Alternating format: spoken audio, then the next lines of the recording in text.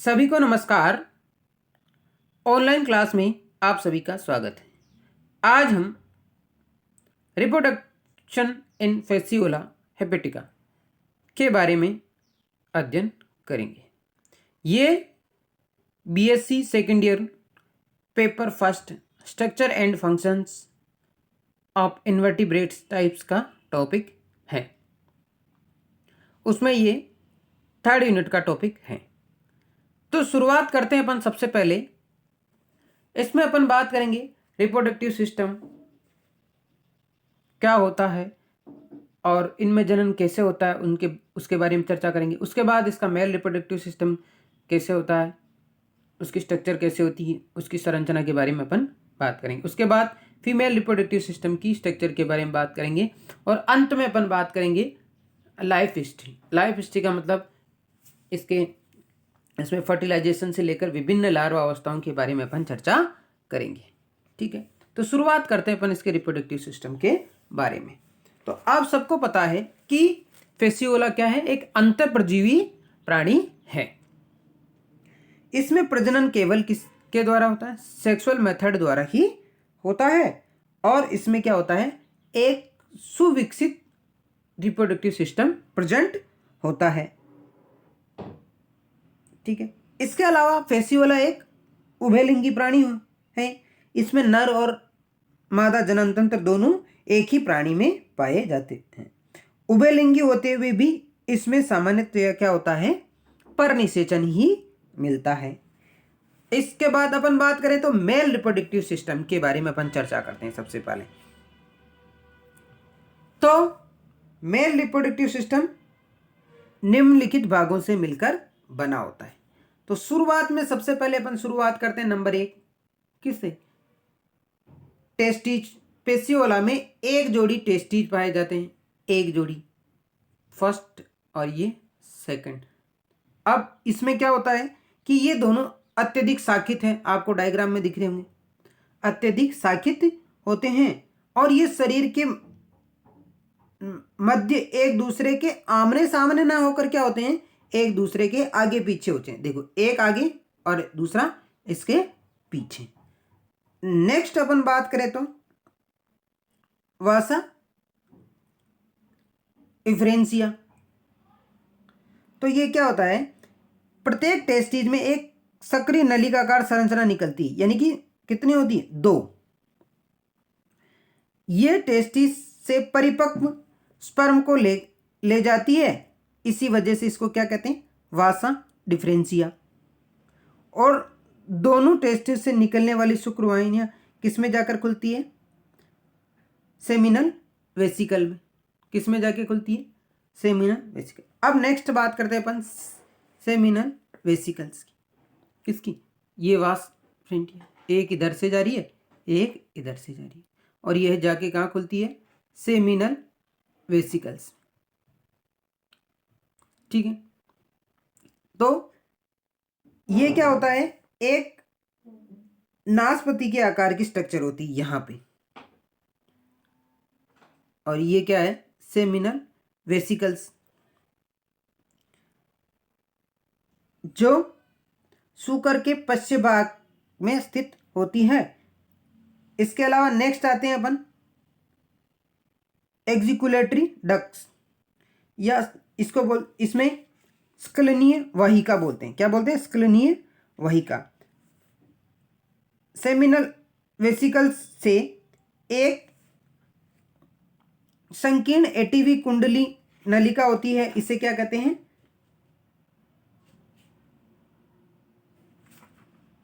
स्केनल वाहिका। ठीक है, नेक्स्ट आते हैं अपन सीरस। क्या है? सीरस। और ये क्या है? एक मेथुनांग का कार्य भी करता है और ये अंतिम छोर पर उपस्थित होता है। ठीक है, नेक्स्ट बात करते हैं अपन जेनेटिकल एट्रियम। ये एक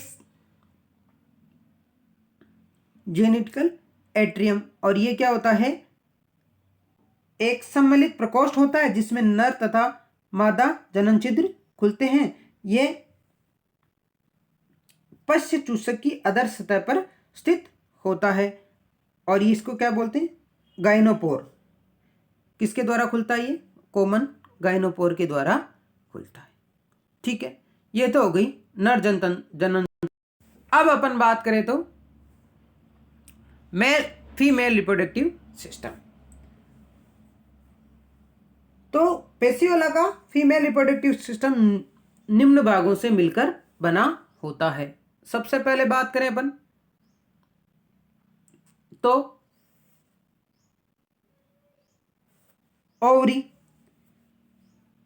अब पेशियोला में केवल एक ओवरी पाई जाती है और ये शरीर के अग्र 1/3 भाग के मध्य अग्रभाग के 1/3 भाग पर, ये जो पिंक कलर, ठीक है, और टेस्टिस के ऊपर स्थित होती है। नेक्स्ट आती है ओविडक्ट। ये एक संकीर्ण कुंडलित नलिका होती है जो ओवरी से परिपक्व ओवा को ले जाती है। ठीक है, नेक्स्ट आता है यूट्रस। यूट्रस एक चौड़ी कुंडलित नलिका होती है जो लचीली व प्रसारीय होती है और यूट्रस का अग्रसिरा पेशीय होता है तथा जेनिटल एट्रियम में बाईं तरफ स्थित होता है। ठीक है, नेक्स्ट आते हैं अपन पीतक ग्रंथियां एवं पीतक वाहिनियां, वेटलाइन ग्लैंड्स एवं वेटलाइन डक्ट्स। ये चारों तरफ, ठीक है। तो पेशियोला के शरीर के दोनों पार्श्व किनारों पर आगे से पीछे की तरफ असंख्य वेटलाइन ग्लैंड्स पाई जाती है और वेटलाइन ग्लैंड्स पुट्टिका समान होती है। छोटी छोटी पुट्टिका समान आपको दिख रही होगी डायग्राम में। ठीक, प्रत्येक वेटलाइन ग्लैंड पुट्टिका में एक महीन नलिका निकलती है जो प्रत्येक पार्श्व में पाई जाने वाली एक वेटलाइन डक्ट में खुलती है। ठीक है, और किस में खुलती है, वेटलाइन डक्ट में। नेक्स्ट बात करते हैं अपन, जो आप ये वाला अपने टॉपिक की बात कर ली। नेक्स्ट बात करते हैं अपन महलिस ग्लैंड्स। ऊ टाइप के चारों तरफ यूट्रस एवं वेटलाइन डक्ट्स के संगम स्थल के चारों ओर एक कोशीय ग्रंथिल गुच्छ पाए जाते हैं। ग्रंथिल गुच्छ, इन्हें क्या कहते हैं अपन, महलिस ग्लैंड्स। नेक्स्ट आते हैं अपन लार्वल कैनल। ओविडक्ट से एक छोटी सकरी पेशीय नलिका निकलती है। ठीक है, और इसी को किस नाम से जानते हैं अपन, लार्वल कैनल। इस तरीके से अपन ने बात करी फीमेल रिप्रोडक्टिव सिस्टम की। अब नेक्स्ट अपन बात करते हैं इसकी लाइफ हिस्ट्री के बारे में। लाइफ हिस्ट्री के बारे में बात करें तो सबसे पहले इसके फर्टिलाइजेशन से अपन शुरू करते हैं।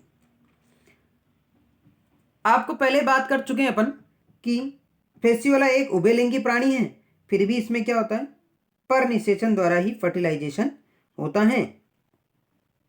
ठीक है, इस क्रिया में एक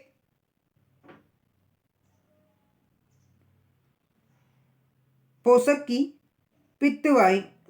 पित्तवाहिनी में पाए जाने वाले दो वयस्क फ्लूक एक दूसरे के पास आते हैं तथा उनके द्वारा आपस में फर्टिलाइजेशन की क्रिया होती है।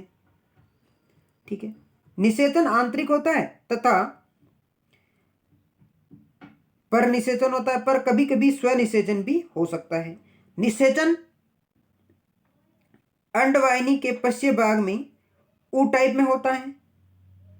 निषेचन के पश्चात ऊ टाइप में अंडों को चारों तरफ से पीतक कोशिकाओं द्वारा घेर लिया जाता है।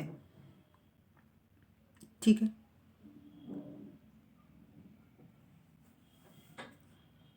परपोषी के अंदर निषेचन होता है, ये ध्यान रखना। कहाँ?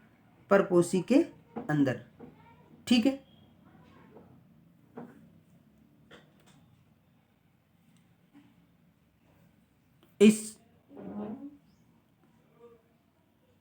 ठीक है, अब बात करते हैं अपन निषेचन के पश्चात ऊ टाइप में अंडों को चारों तरफ से पीतक कोशिकाओं द्वारा घेर लिया जाता है। पीतक कोशिकाएं पीतक ग्रंथियों में स्रावित होती है, जहां से ये पीतक वाहिनी द्वारा ऊ टाइप में लाई जाती है। अब पीतक कोशिकाएं अंडों के चारों तरफ एक कवच का श्रावण कर लेती है, और ये कवच क्या कहलाता है? ये कवच किसका बना होता है? स्क्लेरोप्रोटीन का बना होता है। ठीक है, स्क्लेरोप्रोटीन का बना होता है। कवच युक्त अंडे भूरे आकार के अंडे होते हैं। कवच का अग्रभाग की तरफ एक ढक्कन जैसी संरचना होती है, जिसे कहते हैं ओपरकुलम। क्या कहते हैं? ओपरकुलम।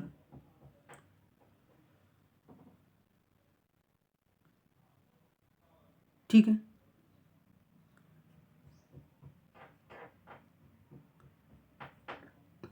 ओपरकुलम। अंडों का विकास तभी शुरू हो जाता है जब ये गर्भाशय में होते हैं। विकास की क्रिया के फलस्वरूप लगभग 1 सप्ताह में अंडों से एक छोटा मेरीसीडियम लार्वा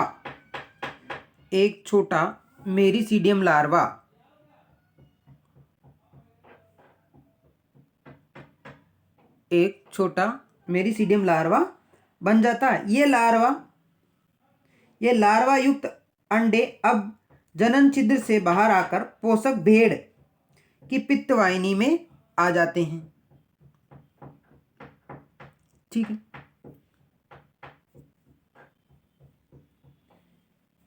वहां से ये अंडे आंत्र में आ जाते हैं तथा मल त्याग के द्वारा बाहर निकाल दिए जाते हैं। यानी कि भेड़, जो प्राथमिक परपोषी भेड़ है, उसके द्वारा किसको बाहर निकाला जाता है? मेरासीडियम लार्वा को। ठीक है, नमी मिलने पर इनमें से जल से मेरासीडियम लार्वा मुक्त हो जाते हैं, और लीवर फ्लूक एक द्वितीयक परपोषी प्राणी, यानी कि द्वितीयक परपोषी प्राणी होता है। इसका प्राथमिक परपोषी कौन होता है? भेड़। द्वितीयक परपोषी क्या कौन होता है? स्नेल। कौन सी जाति का? लिम्निया जाति का स्नेल होता है। ये प्राथमिक परपोषी और ये है द्वितीयक परपोषी। प्राथमिक और ये द्वितीयक। ठीक है, ये मेरासीडियम लार्वा कुछ समय तक जल में स्वतंत्र तैरने, स्विमिंग लिखा हुआ है, स्विमिंग मेरासीडियम लिखा हुआ है।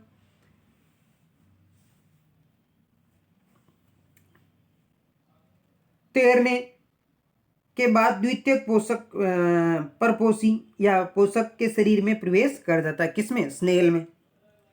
ठीक है, द्वितीयक पोषक के शरीर में ये विभिन्न लार्वा अवस्थाएं, जैसे स्पोरोसिस्ट, नेक्स्ट इसके मेरासीडियम के बाद नेक्स्ट स्पोरोसिस्ट, उसके बाद रेडिया, फिर उसके बाद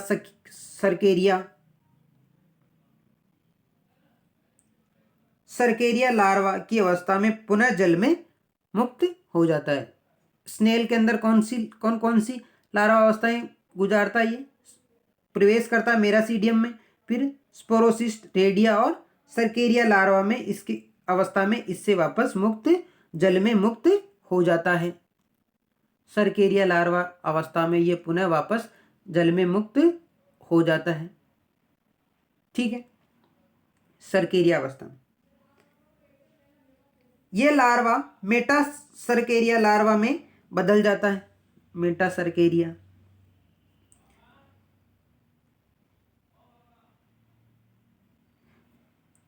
बदल जाता है और पत्ती की अधर सतह पर चिपक जाता है। किसी भी पत्ती होती है उसकी अदर वेंट्रल साइड पे ये चिपक जाता है यहाँ पे। ठीक है।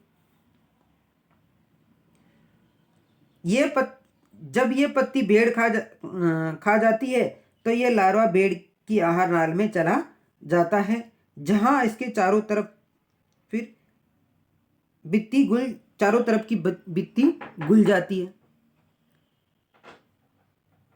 ठीक है।